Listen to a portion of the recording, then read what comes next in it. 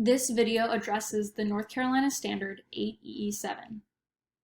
This standard explains that students need to be able to recognize linear equations in one variable as having one solution, infinitely many solutions, or no solutions.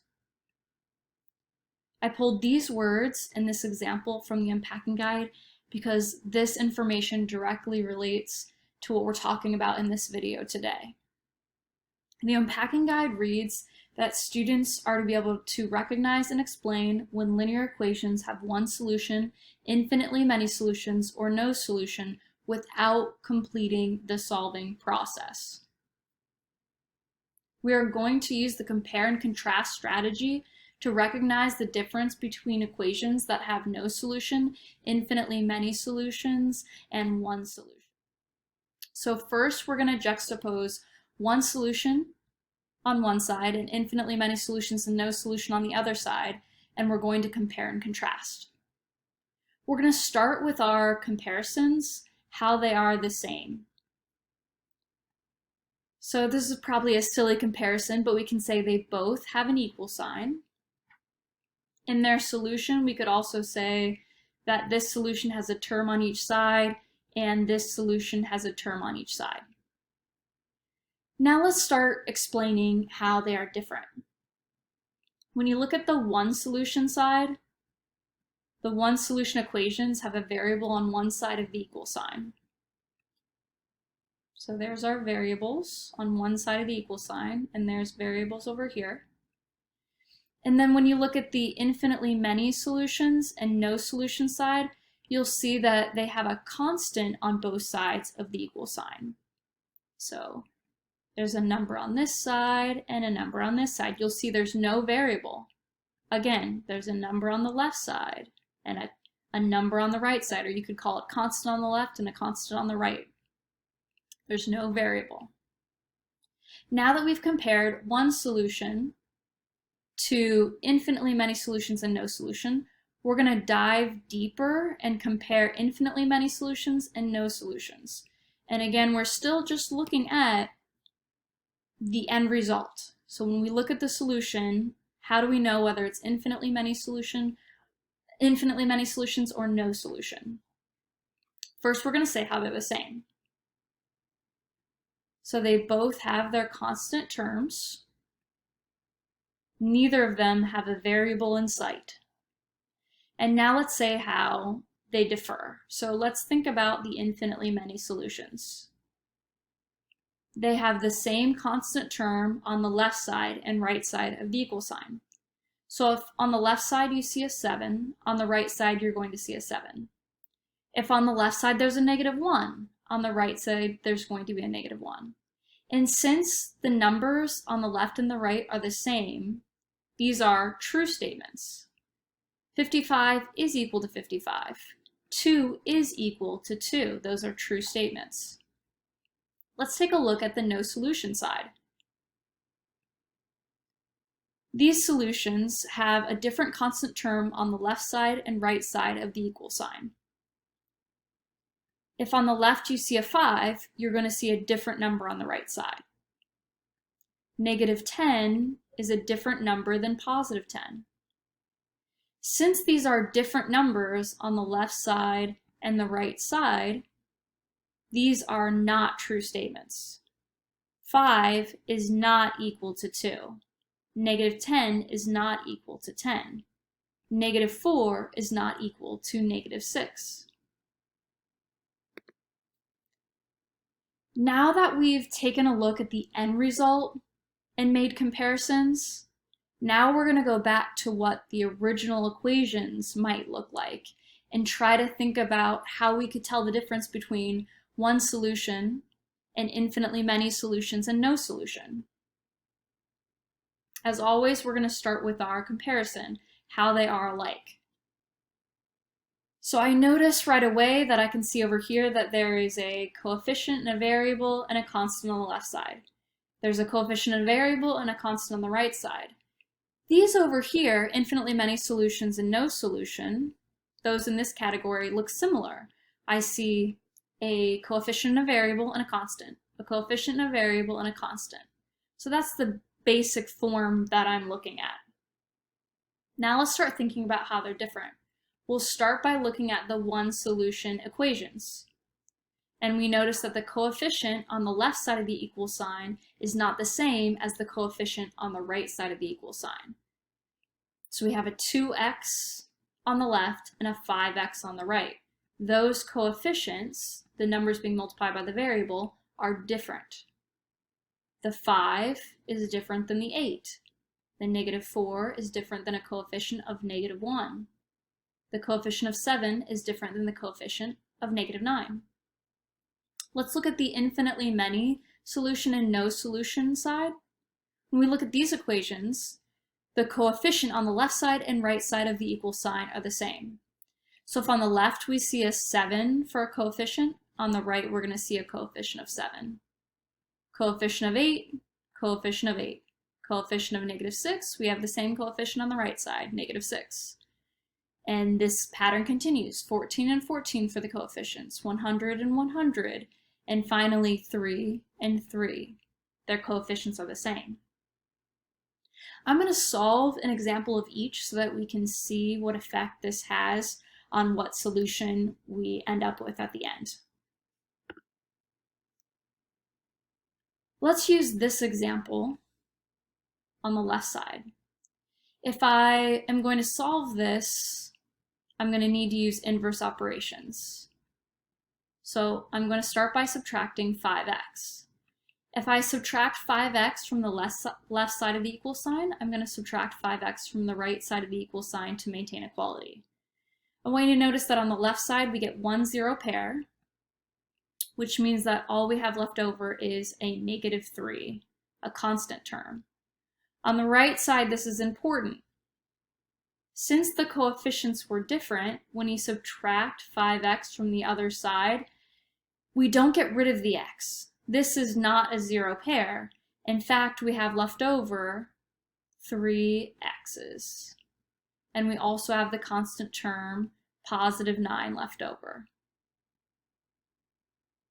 From here, we subtract 9 from each side, and I'm not going to take a lot of time on this and show all of the work, because I think you get the idea. Divide each side by 3, and we end up with x equals -4. The really important part that I want you to notice is that since the coefficients were different, that's the reason why we didn't have a disappearance of x. We still have an x left over, and in the end, when we come up with our solution, the solution has a variable on one of the sides. Now we're going to solve one of the infinitely many or no solution problems. Let's look at this problem. The coefficients you notice are the same. They're both a -6. And when I go to solve this, if this says -6x, I'm going to use the inverse operation. I'm going to add 6 to the left side. Whatever I do to the left side, I have to do to the right side to maintain equality. So I add 6 to the right side of the equal sign, just like I did on the left side.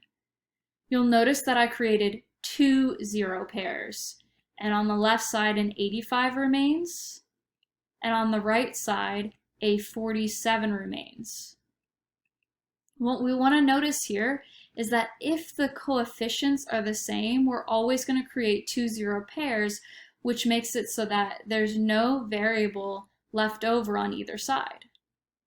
This would happen in every one of these examples. So if I'm going to subtract 3x on the left, I subtract 3x on the right. Okay, just pretend like that's a 3. And that creates a 0 pair on both sides. So we're just going to be left with the constant terms on the left and the constant term on the right. Now that we've compared the the one solution to the infinitely many solutions and no solution, we're going to dive in deeper and compare infinitely many solutions to no solution. Let's say how they are alike. So we're right now comparing them. Both have coefficients that are equivalent. So if I have an 8x on the left, I'll have an 8x on the right. If I have a coefficient of -6, I'll have a coefficient of -6. And this is true for both infinitely many and no solutions. Look, 100x, 100x, they have the same coefficients. Let's talk about how they are different. When you look at the infinitely many solution side, you see that the constant terms are the same on the left side and the right side of the equal sign. So if on the left side, you see a constant of 6, on the right side, the constant will be the same. If there's a constant of -9 on the left, there will be a constant of -9 on the right. The constants are the same. The 22 is the same as the 11 plus 11 because 11 plus 11 is really equal to 22. However, when you look at the no solution examples, the constant terms are not the same on the left side and right side of the equal sign.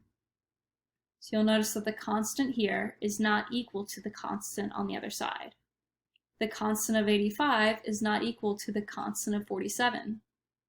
The constant 6 is not the same as the constant -51. This table is supposed to summarize what we discovered by juxtaposing solutions and equations and making our comparisons and contrasting the two. First, if the coefficients are different, that means that we're going to have one solution. So one solution is just really a category on its own. The coefficients are different, and we're going to have one solution. Now, if you look at an equation and see that the coefficients are the same, we're going to have to go a step further.